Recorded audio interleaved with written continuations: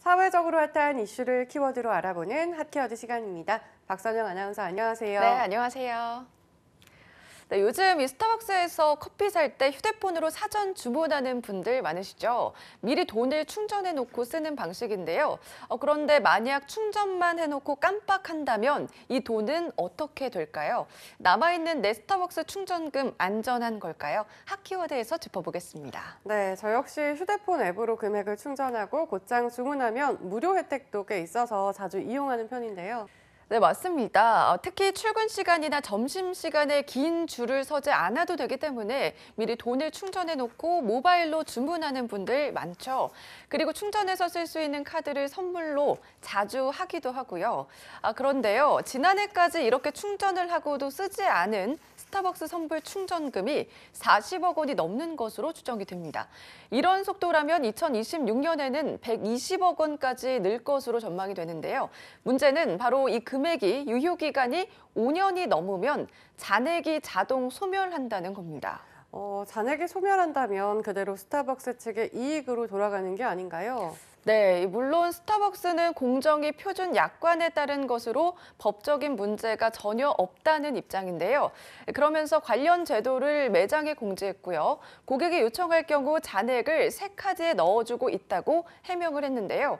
하지만 고객이 매장을 직접 찾아와서 신청을 해야 하고 이마저도 기존 카드를 분실했다면 돌려받을 수 없습니다. 네, 공정위 표준 약관으로도 법적인 문제도 없다지만 다른 기업의 선불 충전 카드와는 좀 다른 운영 방식이지 않나요? 네, 맞습니다.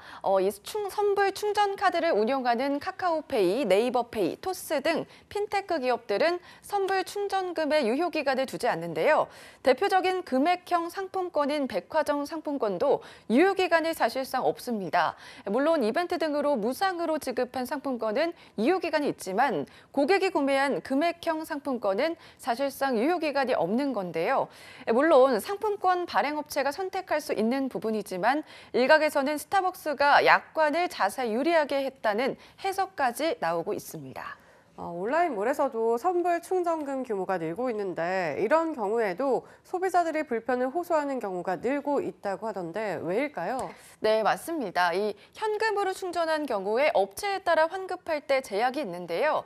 옥션과 지마켓, 11번가 등 대부분 온라인몰이 전액 환급할 수 있지만 인터파크와 티모는 일단 사용하면 일정액을 결제한 후에야 환급을 요구할 수 있기 때문입니다. 예를 들면 충전금이 10,000원을 초과할 때는 60% 이상 사용한 후 환급이 가능하고요. 10,000원 이하일 때는 80% 이상 사용해야지 돌려받을 수 있는 거겠죠.